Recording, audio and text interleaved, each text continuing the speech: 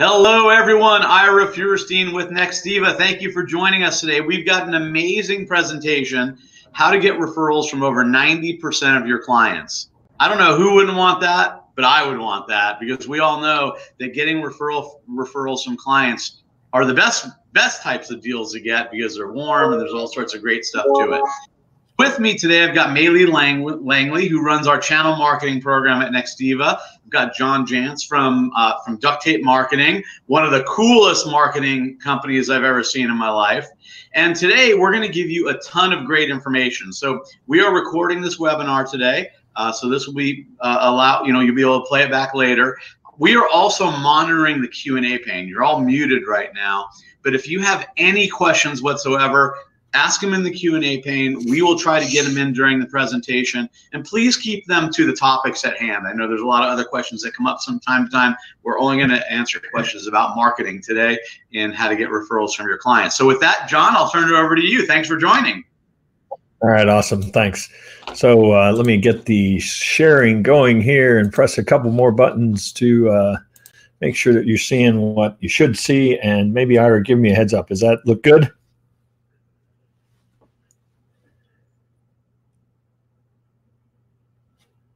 We good to go, Ira? Looking good, looking good. Okay, perfect. All right, so as you said, how to get 90% of our clients to refer us. I do want to point out that nice big orange shiny book on the right. Some of you may recall that you are going to receive a copy of that courtesy of Nextiva for enrolling and showing up today.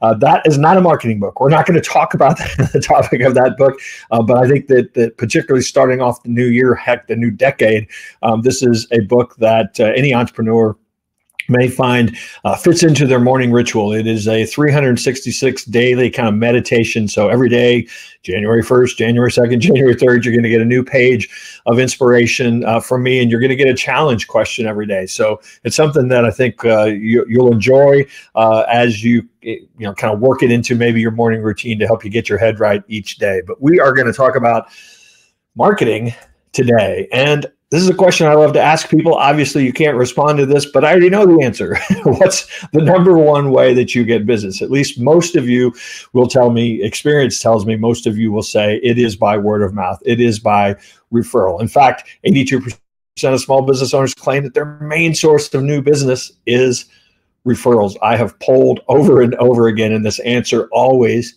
is true. So in a lot of ways, I wanted to call this how to get 100% of our clients to refer us, but the folks at Nextiva said you might be a little skeptical of that claim. But in a lot of ways, that's really the goal. It's never going to actually happen, but I think if that's the intention, we're certainly going to get more referrals than perhaps we are today. But here's one of the challenges. 61% of mobile searchers are more likely to contact a local business if they have a mobile-friendly site.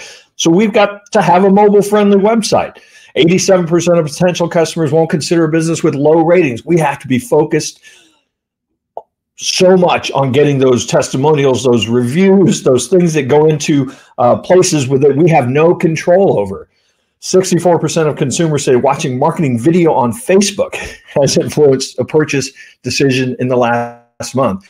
So while it would be great to just say, yeah, all we have to do is do good work and get referrals, we know that today we have to do so many other things in so many other places if we're actually going to earn the right to get that referral. The thing that's changed the most about marketing is not all the platforms, not all the new technology. It's how people choose to buy today. And that's the part that I think we have to be the most focused on. Really, in a lot of ways, some things haven't changed at all. I mean, we have to earn trust. We have to give a great experience. I mean, those are all things that have always mattered. But now we have so many ways in which we can lose that trust, which we can create a bad experience and people can talk about that bad experience. So this idea of guiding a customer journey has become so critical today. In fact, it's the first part in a lot of ways of marketing strategy. This is just a handful of the channels that we have to deal with today. Our website, content, SEO, social media, email marketing, paid lead generation. We are now using, so many marketers are using these channels to market at their customers as opposed to using them in a way that creates a better experience. So the old days of this kind of marketing puts out a message, maybe some content, maybe runs an ad, somebody gets a sales qualified lead, they do the work, sell it, throw it over to service, and voila, we've got this loyal customer that's going to talk about us. Those days, the sort of traditional marketing funnel, I think, are over. And I think the customer journey today looks a little more like this. And that many of the ways in which our customers and prospects make decisions about who they're going to buy from and who they're going to trust, many of those are out of our control. And so instead of creating demand today, what I'd like to suggest is that we have to think in terms of organizing behavior that our customers already participate in. This is something we call the marketing hourglass. And to me, this is how you create the complete end-to-end customer journey. There are 7 stages that most of our buyers want to go through, and we have to figure out how we can help them go through. Those stages are know, like, trust, try, buy, repeat, and refer. We want to come to know about companies that can solve our problems. We certainly want to like what they're saying. We're not going to buy from them if we don't trust them. I don't know about you, but I love it when a company gives me the ability to see what it would be like to work with them, to try them. And then, of course, here's where a lot of people think marketing ends. Once the customer says yes, we have to think in terms of marketing campaigns and processes that make sure that the buying experience stays extremely high. If we really want to grow a business, once we get that customer's trust, we have to be thinking about, okay, how can we build even more trust so that we get more business? And again, think about your own buying behavior. I know if I find a company that treats me well, that I love their products and services, I love the experience, I don't look around anymore. I just go back when I need what they do. And then finally, what maybe attracted you here is that human beings are wired to refer. We love telling people about a great experience we had, somebody who surprised us, somebody who exceeded our expectations. So those are actually marketing channels, if you will, to actually think in terms of exceeding people's expectations, surprising them, getting them to willingly share about your company. These are actual tactics that we have to build into this customer journey. So here's the bad news. Or maybe it's the good news.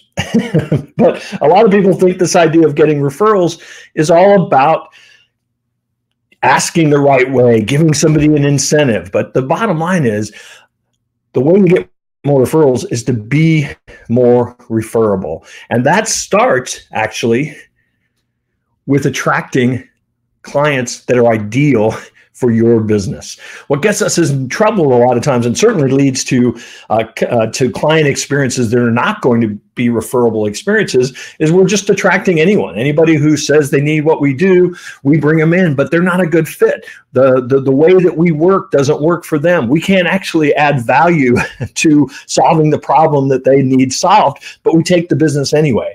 And that's often how we drive ourselves crazy, first of all, but it's also how we lead to, or how you get clients that actually even turn into detractors rather than somebody that's going to give you a referral.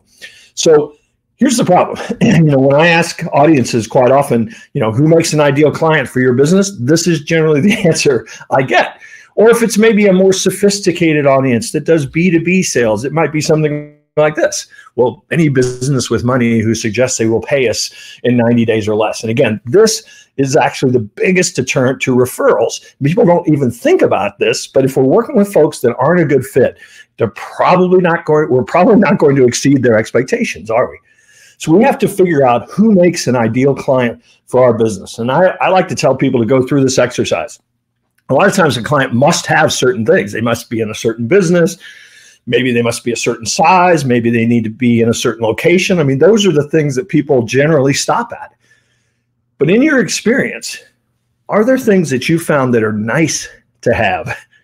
If you find a client that has a certain problem or that has a certain structure to their business, these are the types of things that you might want to start saying, yeah, well, if somebody comes to us and if, for example, in my business, if a small business comes to us and they don't have a senior marketing person in their organization, they probably are looking for strategic advice as well as just somebody to fix their website. So those are things that verge on being somewhere between must have, nice to have. But where the real money is in also identifying these ideal. And again, I'll use myself as an example, or my business as an example. What we've discovered is that clients who meet all of the, or prospects who meet all of the must have and a few of the nice to have elements, but also believe in their industry. They invest in their community. They serve on boards and in their local chapters of their industry or in their chamber of commerce. What we've discovered is that is a behavior that really means that somebody believes in investing in their business, that believes that they're in it for the long haul. And these are great indications for us, at least in our business, that makes an ideal client. So spend some time with your existing client base. Rank them by profitability. And a couple things are going to happen. First off, if you've never done that exercise, you're probably going to find that you're working with some clients that you're not even sure why you're doing it. You have a 20% of your kind of not very profitable clients that you probably ought to let go or find a way to actually stop doing that kind of work because A, it's not that profitable, but B, it's kind of a drag on the opportunities for you to focus on your ideal client. So rank your clients by profitability. And then go through, and again, this is different if you've got thousands of clients as opposed to hundreds or dozens. This exercise is a little harder to do.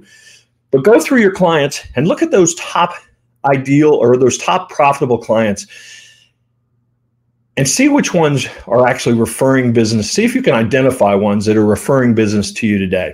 Because one of the things that we've discovered is that the common characteristics of your most profitable customers that also refer business are probably the makeup of your ideal customer. They're profitable because they had the right problem. It was one that you actually could fix and create a lot of value in the process.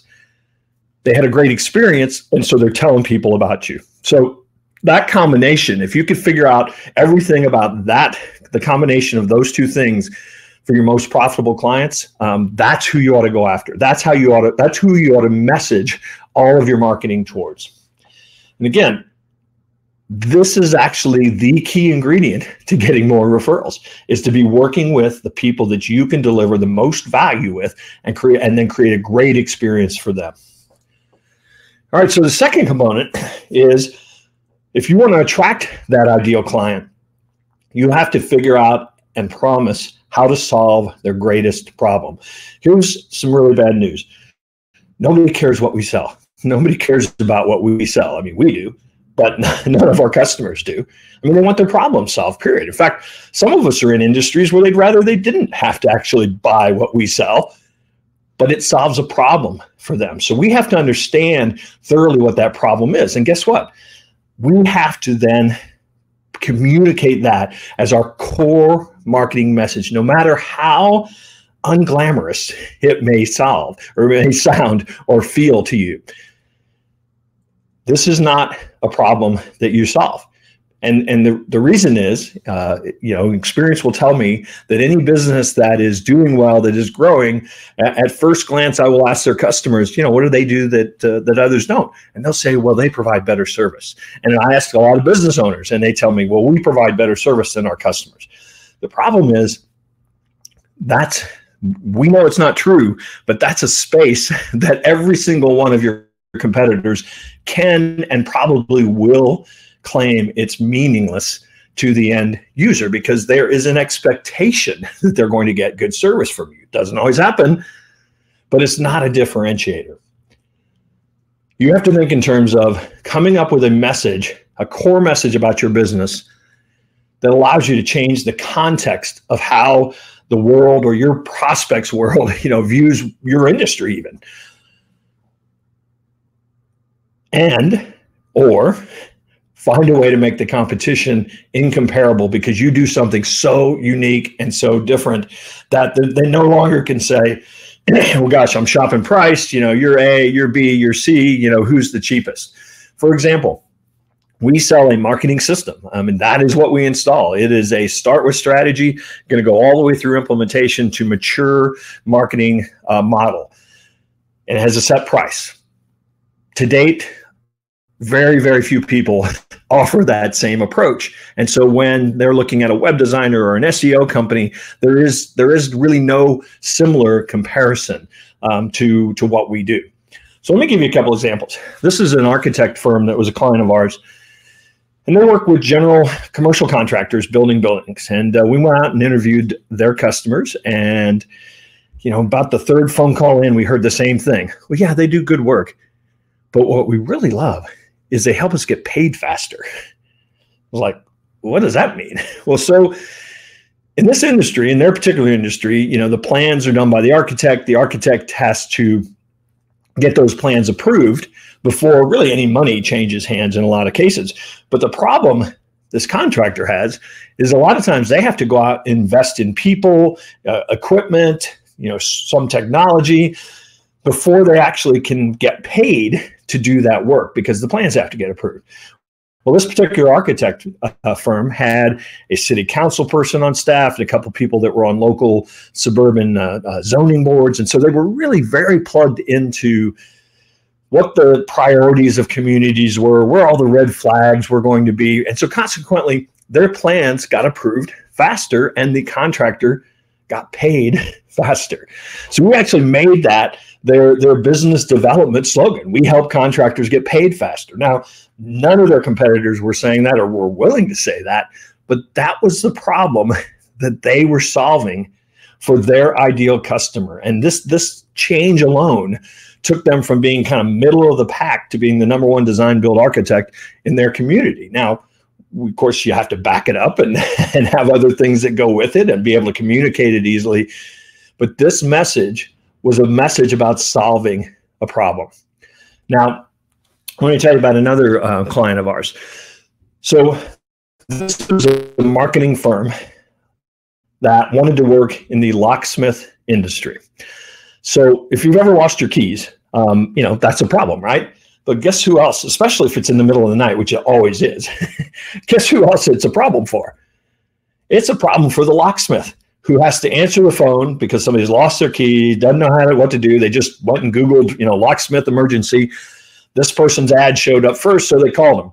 But it turns out, those keys that we have now today that on a lot of new cars that are kind of mini computers almost, they cost a lot of money, like $400 and $500. So hopefully none of you have had to replace them, but they're very expensive to replace. So what was happening in the locksmith business was that they were getting a lot of these phone calls in the middle of the night where somebody'd say, $400, forget it. I'm going to take an Uber home and figure it out tomorrow.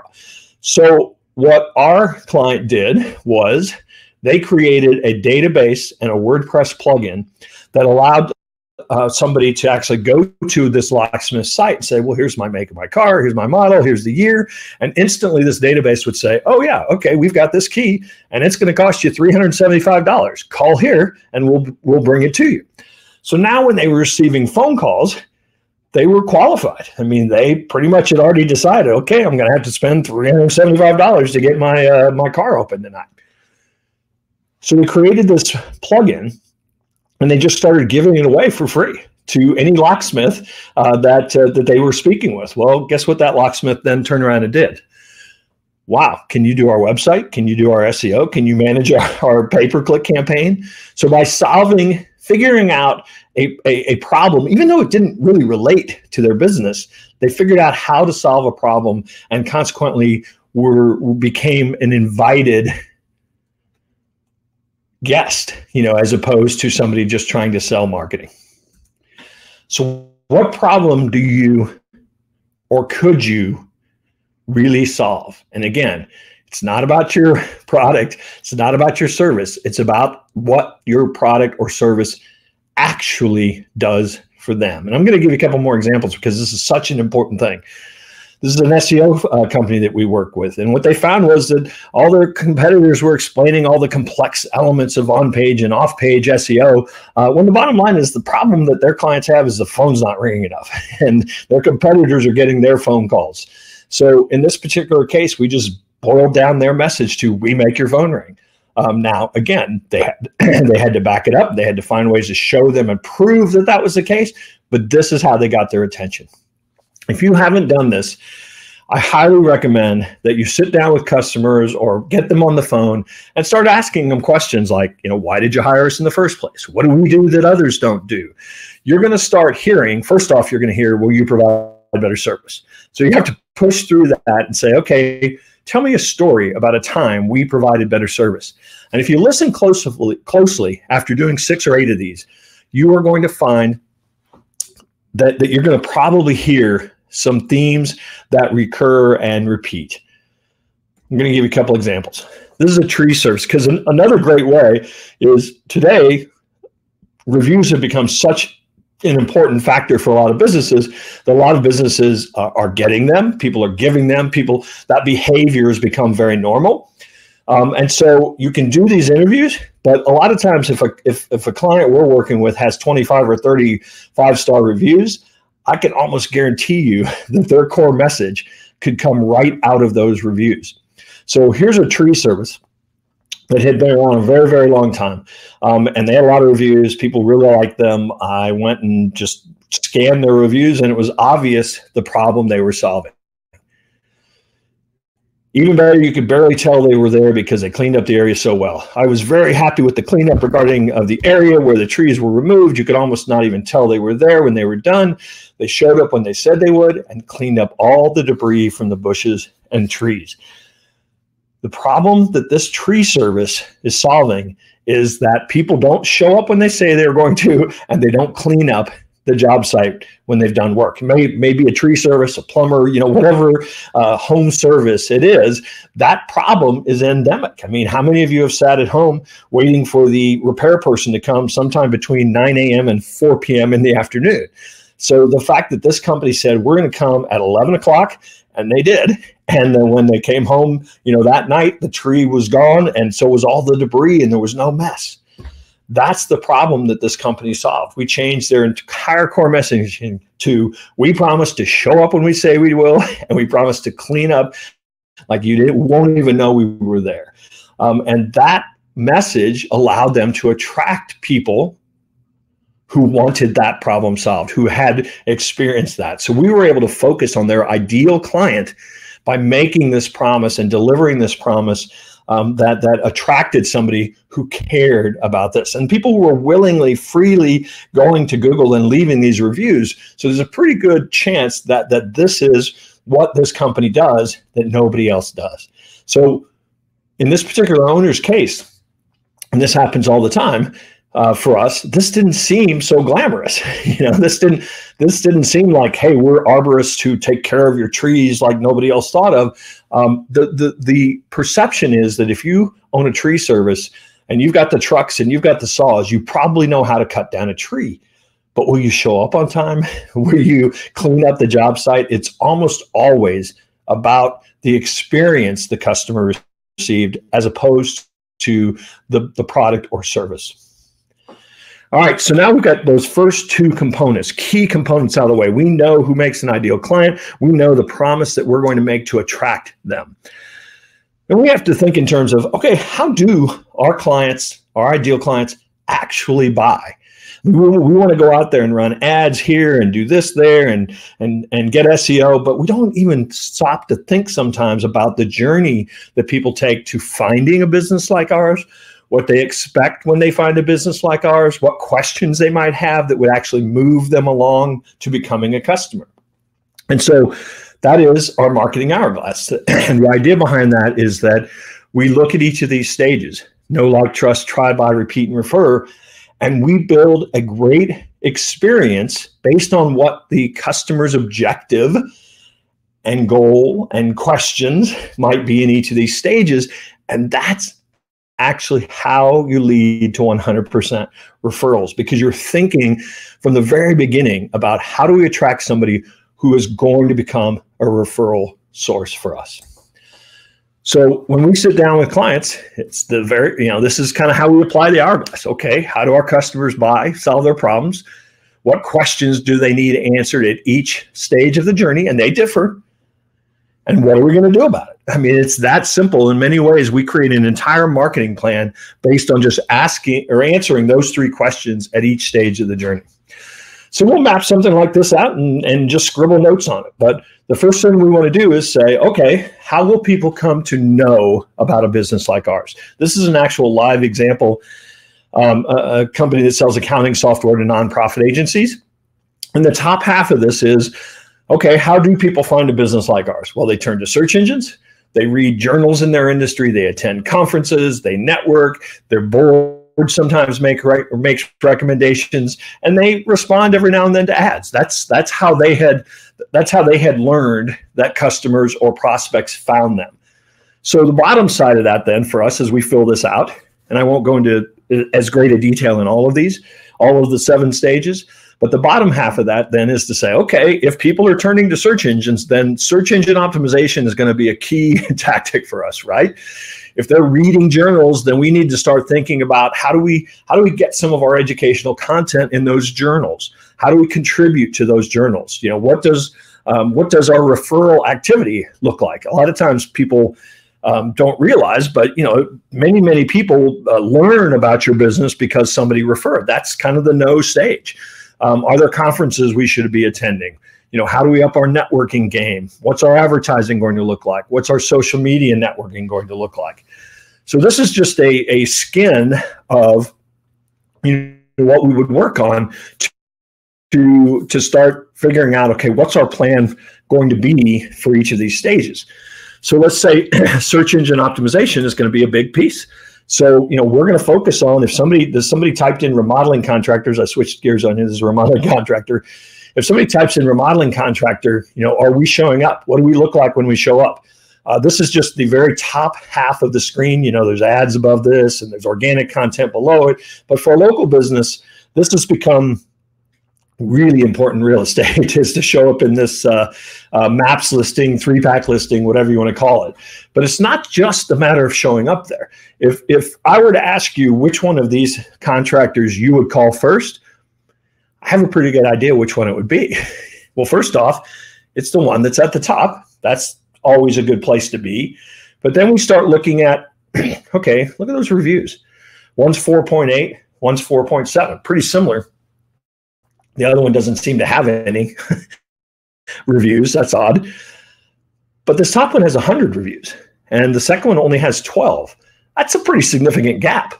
So all of a sudden, the focus that we've given on SEO and content, and there are many, many factors that go into this, this is a key. Showing up here, looking good here, having 100, 4.8 star reviews here, makes this a tremendous first step for this particular client. So now we're going to go to like. What are people going to do? They're going to go back to your website. They might bookmark it. They might see if there's any content to download. They might check out your Facebook page. So we have to start thinking now about, okay, what's that website promise? They found us. They came to our website. What's the promise? Do we have useful content? What do our social media profiles look like? I still work with lots and lots of business owners that have just kind of scattered, unbranded. Yeah, we're sort of here, we're sort of there. People are looking at all of those elements today. Does your website load fast? How do your forms work? These are all things that a lot of times we don't pay enough attention to. They're part of the customer journey. So here's a particular case where this is a waterproofing company. Instead of saying we do great waterproofing and foundation repair, they know that the number one reason that people hire them is because they're trying to sell their house. A lot of times they hire them because they want to live in better, healthier conditions. But a lot of times when they're getting ready to sell their house, it's because they have a cracked foundation, a leaky basement, and they want to do something about it. So the problem that this company solves is they actually help them get more for their house, as opposed to we fix your basement. They have a call to action, schedule a consultation so that somebody can actually dive in deeper right away. This is just homepage above the fold, as opposed to talking about, we've been in foundation repair since 1985, which is what everybody says is their bold headline. So moving on to trust. Here we're going to revisit the website. We're going to search those reviews. We might start asking friends and our network about this company. We might do a deep Google search. So we did a Google search to find a remodeling contractor, but now we're going to turn around and we're going to Google that remodeling contractor and see if anybody's saying anything bad, in other places about them. We're going to look for case studies. We're going to look for proof. So this is the place where obviously your SEO delivers, your reviews, having case studies, having trust signals, video of your people, mentions about your business in the media, your community involvement. I mean, this is a stage where people are considering all of those elements. The fact that you sponsored the Little League baseball team may not make the tip the scales in your favor, but it's one of the factors. And so, that's why we bunch all of these things under the category of trust. Today, video is such an important trust builder. Every single website we work with not only is going to have story video, but if you've got, in this case, this is my remodeling contractor again, they've got designers and they've got project managers that go out on site, meet with clients, and every single one of them has a video that talks about what I believe in, why I love working here. So now when that person comes to the house, this video has actually been shared. Doesn't mean they watched it, but at least it's been shared. And so they get a little sense of who the person is. They certainly know what they look like. And I think that this is such a huge trust element today. And of course, testimonials from happy clients, another huge trust signal that needs to be on the homepage, and not just buried somewhere on your testimonial page. All right, the try component. This is where, a lot of things are a try. This is where somebody maybe picks up the phone and calls your business. That's a try. What's that experience like? They might attend a webinar. They might visit a conference booth. They certainly might start calling references and looking into some of your testimonials. So what are we putting here? Do we have a free evaluation? Do we have some way to kind of benchmark or show them a comparison? Can we create personalized presentations? Can we get our clients involved in giving presentations? These are all the elements that again, need to be in this phase. People need to be able to see what it might be like to work with you. So again, going back to our SEO company, they have a free instant SEO report. So somebody can go to their site, start thinking, I like what I'm seeing here. They can actually put their business, their URL into this free report and get some useful information right away. So ultimately they're trying a little bit of this business before they maybe even pick up the phone and call them. All right, we're now to buy. So this is a place where you're going to request a proposal. You're going to start negotiating purchase terms. Maybe in this case of the accounting software, the nonprofit might secure funding. There's a migration that's going to go on in their particular case. So this is the place where when I get dropped into businesses, this is one of the first places I like to go, because this is where you can typically, a company that's good at generating leads, good at generating customers even, this is the place where you can actually make the most impact the fastest, because most people are winging it at this point. There's no proposal process. There's no way to communicate expectations of what's going to happen next. There's no onboarding process or kind of transition phase that's built in. There's no new customer kit that kind of explains everything that's going to go on from now, everything else you might want to think about from our business.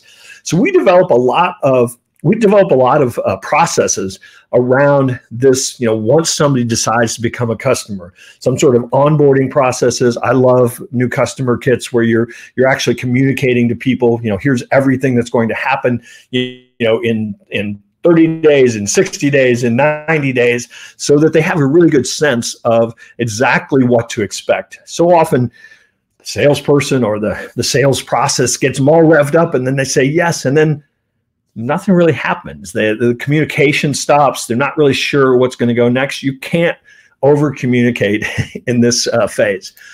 Oops. I want to also point out one thing that we do. Depending upon the type of business, and there are many, many businesses that could do this, having some sort of paid lead conversion process. And by that, I mean a process where, in our particular case, a lot of times people will come to us and, an engagement with us might be $30,000, $40,000, $50,000 over the course of a year. So we offer them for $799 the ability that we will audit their online presence. We will look at their competitors, their email marketing, their paid, their social, their content, their SEO, and we'll give them a full a sense of exactly what's working, what's maybe broken, what their opportunities are, what the priorities are. And so what happens is they get a sense of what it would be like to work with us. They get a tremendous amount of value. And just from a practical standpoint, it helps us attract that ideal client who has a mentality of investing in marketing. It makes us do the research that we need to do so we can tailor a proposal, not to just some ideas, but to literally their business, to exactly what we know is going on in their business. So this is a great process for a lot of types of businesses as a try, but also if you've got a more expensive offering, this is a great way for somebody to really see what it's going to be like to work with you. They put a little skin in the game, you deliver a tremendous amount of value, and then all of a sudden you really build the trust for them to say, yeah, let's do the big thing. All right, so repeat business. In this particular case, remember our accounting software company. How do we measure, how easy are you to work with? How great is the communication? How great is the reporting? Were there problems in us getting, to where we wanted to be? So this is another place where I love to have, this follow-up is so rife with opportunities. We work with so many companies that have, 1,400 customers over the past 3 years, and they've got email addresses and all their data on them, and all they do is wait for them to call them. I love to set up indoctrination campaigns that are going to actually be email that this customer is going to be receiving, useful email that this customer is going to be receiving maybe over a 2-year period, because it's information we know they'll find useful, that they can opt out of if they want to at any point, but it just keeps that flow of communication going. We always want to have a review process. I call it 90 days to success, but in this particular case, but we want to have, if we've promised somebody a result, at what point are we going to go back and prove to them that they got that result? At what point are we going to measure, the impact working with us is having? These are processes that first off add value to the relationship. Certainly they take time and investment on your part, but these are the things that turn into dividends over and over and over again, because this is how you then turn up opportunities to sell them more, to find out more problems that you can solve. So instead of waiting on them, you're not selling to them necessarily, you're just making sure that they're still receiving value, and that's going to turn to opportunities. Again, I keep focusing on this idea of referrals coming quite naturally because you've guided people down this path. Now, for us in repeat business, and this is just, I'm showing this as just to demonstrate the concept here, not that you would read anything on this slide, but when folks start working with us, they typically are in this green realm of work. But as we are selling them, we're right off the bat saying, here's where we want to go. These are all the channels you need to be in. At some point, we're going to mature your business from build. Then we're going to go into grow phase of marketing. Then we're going to go into the ignite phase of marketing. So even though they're hiring us maybe to redo their website, we're talking about where we're going in 3 years from now. And this model allows them to say, okay, you're not just doing this one thing. Here's where we're going ultimately. It's like we help them see what the future looks like. And this is one of the greatest ways to get repeat business, is to actually have people see, what the next phase is or where they're going. To have options for ways that they can maybe start on a smaller plan, then move up to another plan, then move up to another plan. These are all ways that you get repeat business, but it's important for you to start communicating this right off the bat, so there is that expectation. All right, finally, to refer. People make referrals primarily for one of two reasons. You either ask them or a peer asks them. A peer says, hey, I need this problem solved. Do you know anybody who can do that? Or you as the business are constantly reminding them that you love referrals. So if you've earned referrals at this point, then you have to amplify your referability. You have to think in terms of what I call champion events. So if you have some referral sources now, what are you doing to bring them together?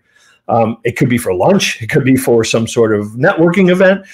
Make sure that you're doing things to recognize the people that were referring you. Get your customers, especially those ones that love you, involved in helping you sell in what I call a peer-to-peer community. Host roundtables or host webinars that allow your most satisfied customers to talk about the problem that you solved. Sometimes it's just a matter of routine mailings, just here's $100 gift certificate, bring this in or give this to a friend, neighbor, or colleague. And when it comes in, we'll give you $100 too. I mean, just having some quarterly mailings or something that you can send out. Working with strategic partners to offer content and services and maybe doing workshops together is another tremendous way to get in front of a highly qualified audience. So these are all processes that you don't just do these and get referrals. You get to the point where you guide people along this entire customer journey, and then you have 3, 4, 5 different things going at all times that are going to allow you to amplify the fact that your customers are so happy.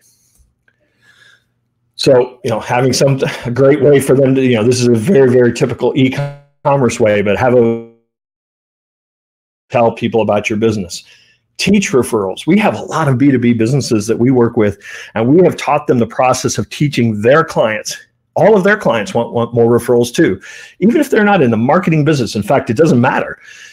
If they've got clients and they're providing a service to their clients and then can actually teach them how to get more business, that's always going to be a win. So that's one of my favorite kind of B2B processes for generating more referrals, because guess what? Your clients that you're teaching how to get more referrals for their own businesses are going to be tremendous referral sources for your business. So when we're done, the hourglass kind of looks like this. Here's how our customers buy. Here's all the stuff we need to do. So this one page can act as, in many cases, there's a lot that has to be developed here, a lot that we need to focus on when we start working with somebody. But the fact that we've kind of got this map, this roadmap of where we're going, can really inform all the decisions we're going to make to try to guide our customers on this journey that they are predisposed to take. So that's it. The marketing hourglass.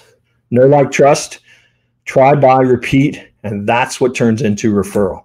Now, I have one last point I want to make is that when we develop these marketing hourglasses, everybody wants to start with, okay, how do we make the phone ring? How do we do SEO?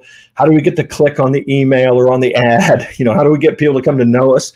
I want to suggest that you actually start, if you've got a team at your place, that you actually start with, what could we do to get 100% of our customers to refer us, and work backwards. Because what I've discovered is that everything that happens after the buy in so many companies is kind of an afterthought.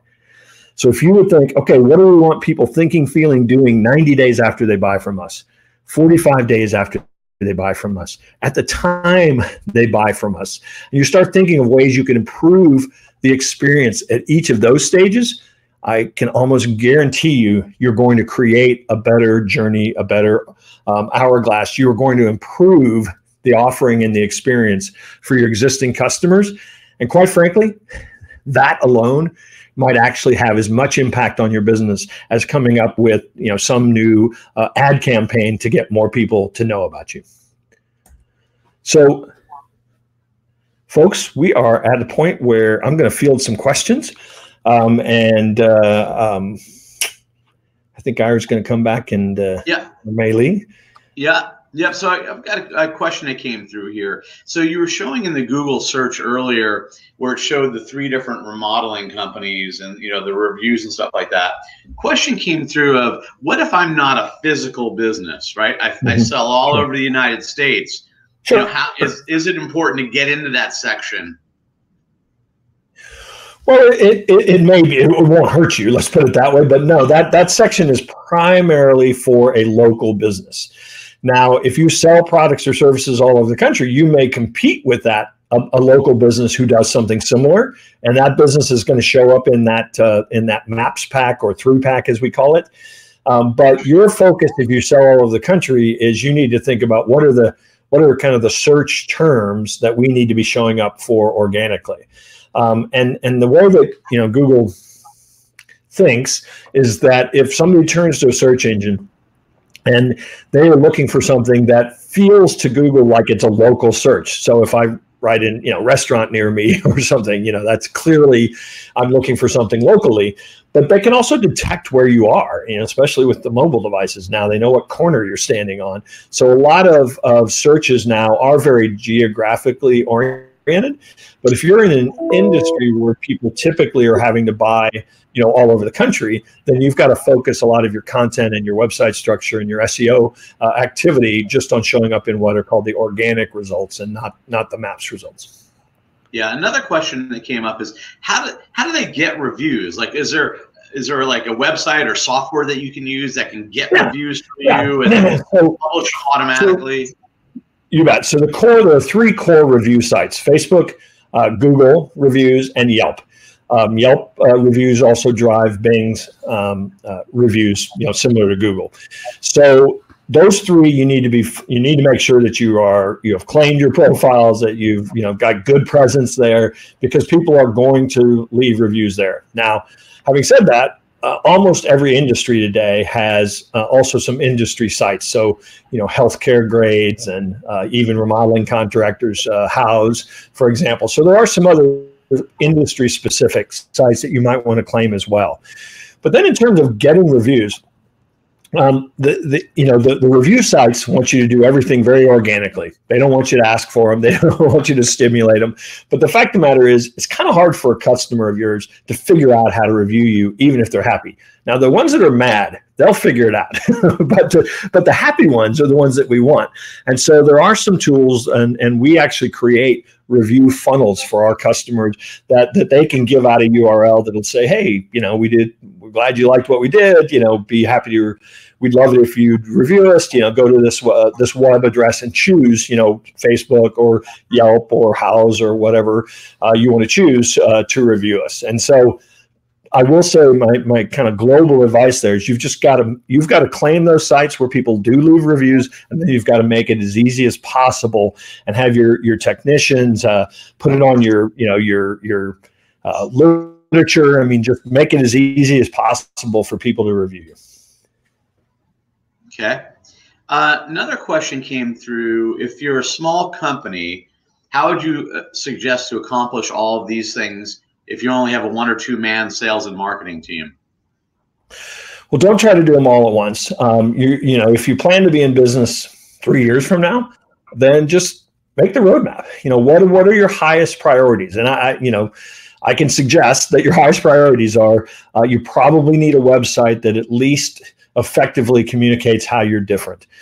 You probably need to be on the social, at least have a claim and branded space on the social media platforms. You do have to be committing to whether you hire somebody to do it or you do it yourself. You know, nobody's going to find your website unless you're producing content and sharing that content in places that people go, you know, to find how to solve their problems. So, you know, and then I would say probably the 4th one, and there can be a 5th and 6th, but for a lot of folks, you know, setting up a way to start capturing email addresses from people, not just because they came to your website, but because you offered them something like a checklist or something that's very useful for a problem they're trying to solve.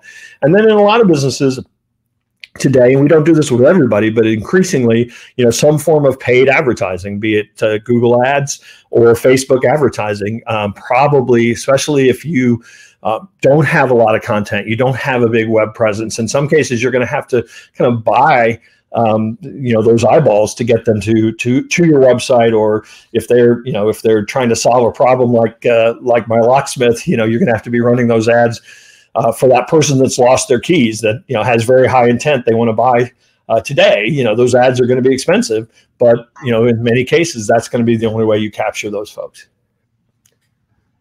Okay.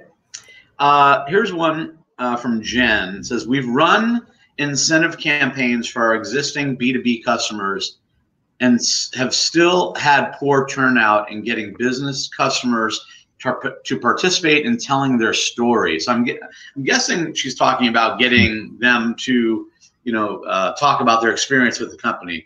It says, any suggestions? Yeah. Yeah. Again, make it easy. Some of it depends on your relationship with them. I mean, if they buy a $79 product from you or something, they're probably not going to be as involved in your company and telling the story. If you could, somehow set up a way for them to, easily, there are tools now where people can actually just click a button and record a video testimonial that then comes back to you. We use a tool called Loom all the time that allows us to actually capture kind of video testimonials. I'd say the key is the closer you are to them, and the more important you are to them in their businesses, the easier it will be for you to ask them to do more. So if you're not a key component, if you don't have a lot of interaction with the decision makers necessarily, you're just going to have to find ways to make it as easy as possible. Yeah, I want to tell people I've got my email address here on the screen. I'm happy if you want to email me some of these questions with particulars. Sometimes when I answer these questions, I don't know what business you're in or anything, so I'm answering them quite broadly. But my email is on the screen, john@ducttapemarketing.com. If you want to email me questions in more detail, I'm happy to take them. Awesome. Here's another question from Yvette. She's one of our partners. So it says, if your company provides different services, how to market them. And let me give you context here. So like our partners might offer voice over IP services. They may offer data connectivity. They may offer desktop as a service, SEO stuff. Who knows? It could be, a dozen, 24 different offerings. And she's wondering, how do you handle that?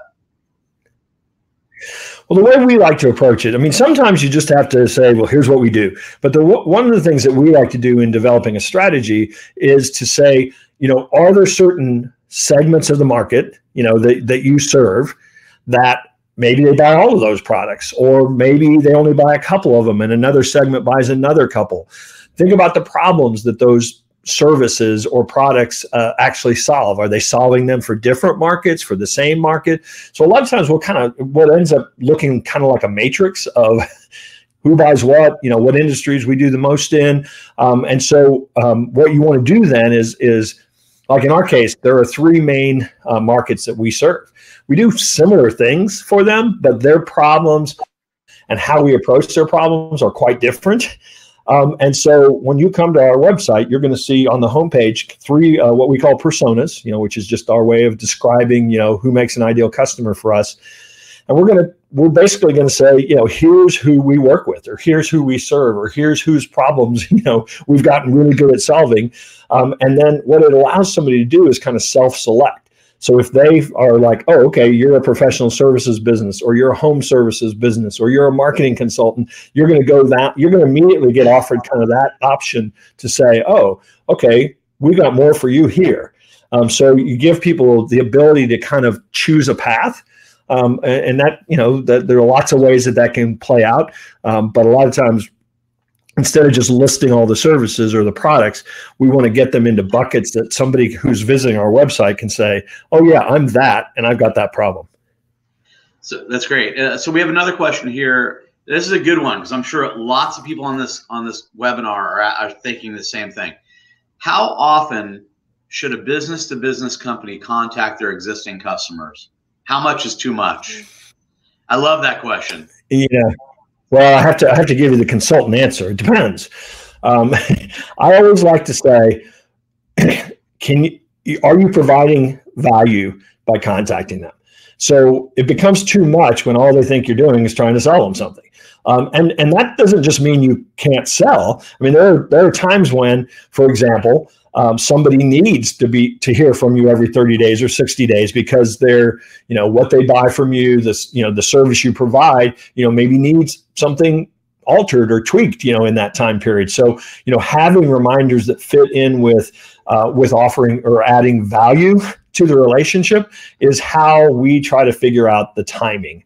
Now, sometimes we don't know what that timing is. So, for example, one of the things that we do quite often is we will set up what is, lovingly called an indoctrination campaign for a lot of our clients. And what that means is somebody comes to the website or becomes a customer and buys something, we kind of preload a series of information that we think will be useful, and that we kind of try to figure out what's the rhythm of that. And it's different with every customer. But if you find yourself thinking, because the challenge is, every time you send out that email, you get a couple orders or something, right? And so you're thinking, oh, let's just keep bombing it out there. But what you're doing is the 90% of the people who are ignoring you now, you're teaching them to ignore you. So you've to me, what's happened in a lot of the marketing we're doing, and the technology, the CRM systems and the marketing automation systems allow this, really allow a person to kind of choose based on their behavior, the rhythm that they want. So if you're not using some technology that allows you to say, okay, if this person clicks on this or doesn't open this, put them into a different rhythm. If they click on all of these, then put them in the let's go get them rhythm. But the technology is there, and I think that's one of the keys is you make sure that you are allowing the technology to help you figure out that rhythm. It's great. We got about 5 minutes left. I want to ask myself a question, because one of the things that I found over the years, I'm not a marketing guy at all. Like, I leave it to guys like you and MeiLee, people who know what they're doing, right? But like 10 years ago, I was a channel manager at another company, and I was trying to figure out, I was actually trying to figure out how to market myself. I didn't know that's what I was doing at the time.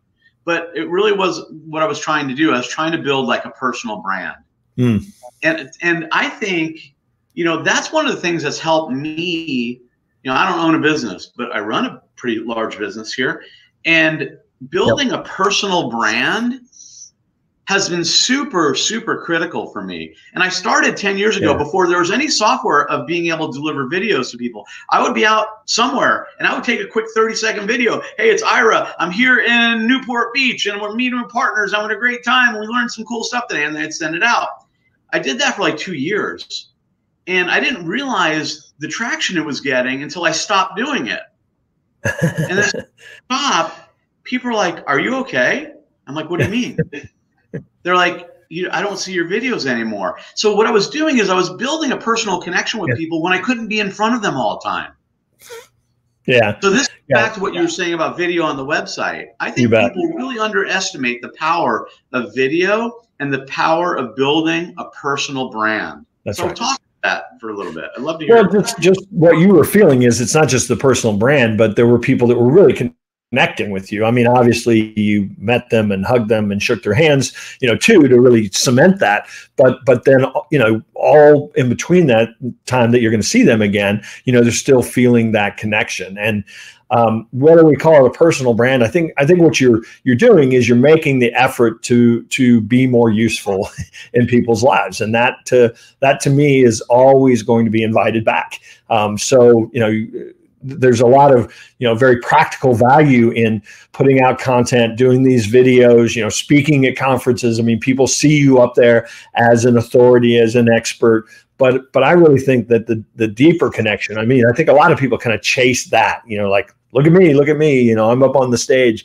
But I think the deeper connection for a lot of people is building a personal brand that has value to 10, 15, 100 people, that will carry you in careers, that will carry you into new opportunities, that will probably make for a much more joyful life. Well, what in effect happened is I was building a personal relationship with people that I'd never met before. Yeah. Like, it was mind blowing to me. It was like one of the biggest things that made my head explode. Because like, I was walking through a hotel once, and this girl walked up to me, this woman, and she goes, "Oh my God, Ira, can I take a picture with you?" And I'm like thinking to myself, she goes, my brother-in-law loves you. And I'm like, I don't even know these people. Yeah. But it just shows you the power. That's right. It's enormous. So we have one other question. We got about a minute and a half left. This is from Cody. It says, what different methods of outreach work well to generate referrals outside of email efforts? Well, I tell you my favorite, and again, I'm doing this without any benefit of knowing, your business or your model or, what you're going after. But my favorite way to generate referrals is through strategic partnerships.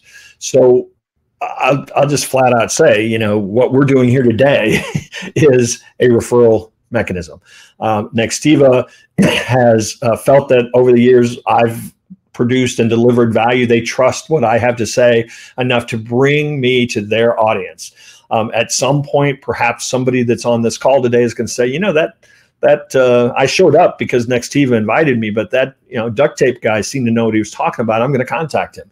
So to me, this type of thing is absolutely the most potent way to generate referrals. Awesome. Well, MeiLee, thanks for joining. John, thanks for joining. Hopefully everybody on the webinar today took away at least one golden nugget. I know I took away about 24 golden nuggets personally. So thank you very much for joining. We appreciate your time, and have a great end of the year, holiday season, New Year's, whatever you celebrate. Have a great time, and we'll catch you next time. Thanks for joining. Appreciate it. And I'm out of here from Washington, D.C. Bye, guys.